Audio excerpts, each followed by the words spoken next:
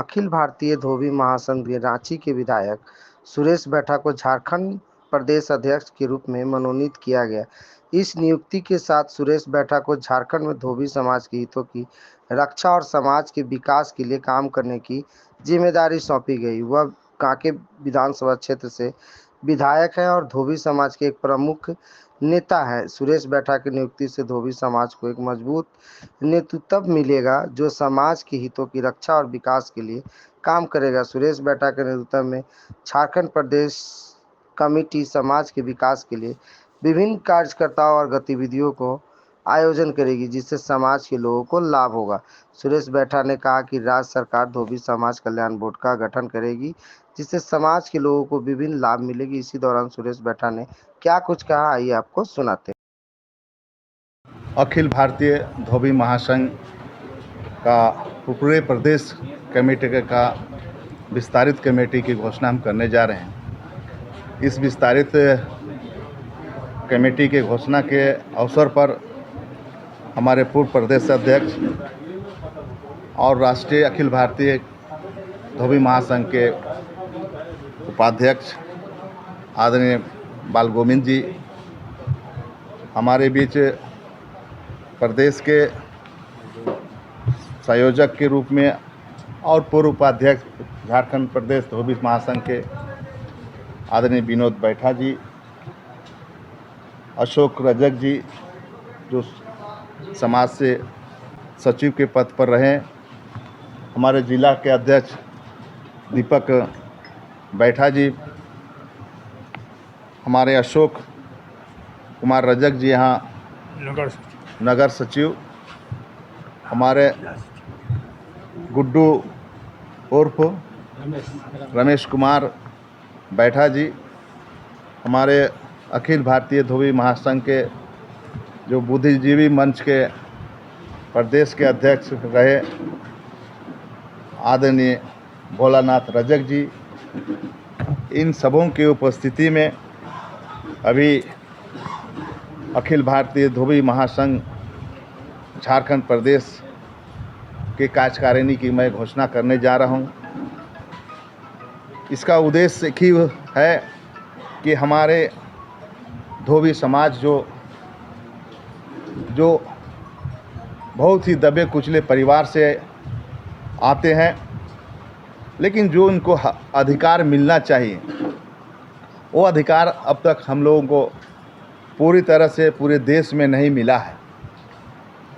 अभी लगभग 11 राज्य में हम लोग अनुसूचित जाति के सूची में सूचीबद्ध नहीं है, जिसकी लड़ाई हम लोगों को लड़ने की आवश्यकता है।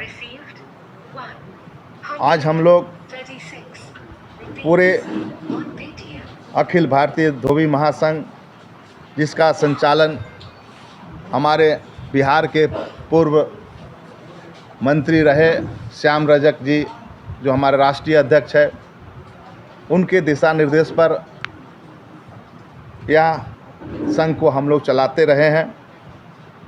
मुझे इस बार समाज के लोगों ने प्रदेश अध्यक्ष की जिम्मेदारी सौंपे हैं।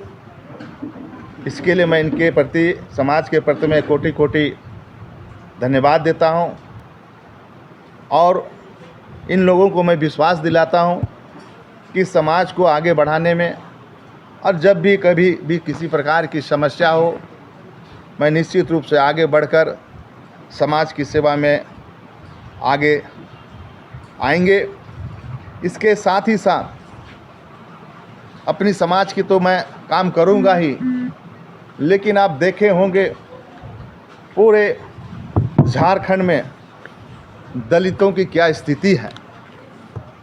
पूरे झारखंड में लगभग हम लोगों की आबादी 17% तक अभी चली गई है। 2011 सेंसस के आधार पर 12% का हमें आरक्षण का लाभ मिलना चाहिए था, लेकिन अभी सिर्फ मुझे 10% का आरक्षण का लाभ मिलता है। इसके लिए भी हमें लड़ाई लड़ने की ज़रूरत है। पूरे अनुसूचित जाति समाज को जो 22 उपजातियों में हम लोग फैले हुए हैं, उन 22 उपजातियों को एक साथ एक मंच में लाने का मैं प्रयास करूंगा। इसके लिए हमारे झारखंड के प्रभारी आज श्री दीपक कुमार बैठा जी यहाँ पर बैठे हुए हैं। ये प्रमंडल दक्षिणी के छोटा नागपुर के ये प्रभारी के रूप में काम करेंगे। उपेंद्र कुमार रजक प्रभार उत्तरी छोटा नागपुर का, श्री कामदेव रजक प्रभार प्रमंडल संथाल का, श्री लोचन बैठा प्रमंडल पलामू का, अनूप करण कोल्हान प्रमंडल का प्रभारी रहेंगे। उसी तरह कई लोग हैं जिसमें हमारे अनुसूचित जाति आयोग गठन तो 2010 में हुआ, लेकिन अब तक जो है शिथिल में पड़ा हुआ है, जिसको हमें सक्रिय करने की ज़रूरत है और वहाँ जो है अनुसूचित जाति आयोग बनाने की आवश्यकता है। साथ ही साथ हमने ये भी कहा कि अनुसूचित जाति परामर्श जाति समिति बना है बजटीय प्रावधान में, लेकिन अभी तक उसको लागू नहीं किया गया है, इम्प्लीमेंट नहीं किया गया है। इस बात को भी हमने उठाया। साथ ही साथ अनुसूचित जाति वित्त निगम, जिससे कि कोऑपरेटिव के माध्यम से अन्य राज्यों में जिस तरह अनुसूचित जाति के लोगों को रोजगार से जोड़ने का काम करते हैं, उसी के तर्ज पर हमारे झारखंड में भी अनुसूचित जाति वित्त आयोग अगर गठन हो जाएगा तो निश्चित रूप से हमारे लोगों को, जो हमारे वंचित लोग हैं, जो हमारे दलित भाई लोग हैं, उसको वहाँ से रोज़गार उपलब्ध होगा। इन बातों को हमने रखा। साथ ही साथ हमने ये भी रखा कि हमारा अनुसूचित जाति का जो 9 विधानसभा क्षेत्र पड़ता है, जिसमें से मात्र हम लोगों ने 2 सीटें लड़ी और दोनों में विजय हासिल किया। हमने कहा राहुल जी से कि हम 9 में से 4 क्यों नहीं लड़ते, 5 क्यों नहीं लड़ते, इसकी भी तैयारी करनी चाहिए। साथ ही साथ ये भी हमने कहा कि पलामू जो सीट है, जो अनुसूचित जाति का, जो झारखंड बनने के उपरांत अब तक कांग्रेस पार्टी से उम्मीदवार हम लोगों ने नहीं दिया है, जो भी कि हमारा वो कांग्रेस का सीट परंपरागत सीट रहा है, इसलिए उस सीट को भी हमने फोकस करने का काम किया है। ऐसे कई मुद्दे रहे हैं जिसको हमने उठाने का काम किया है और राहुल जी ने इस बात को गौर किए और उन्होंने कहा कि आप जाइए और अपने दलित भाइयों की रक्षा के लिए उनकी आवाज़ बनिए। और हमने इसीलिए कोई पार्टी और लेकर नहीं चल रहे हैं, हम माटी की बात कर रहे हैं, दलित की बात कर रहे हैं। दलित को की आवाज़ बनने का काम मैं प्रयास किया हूं।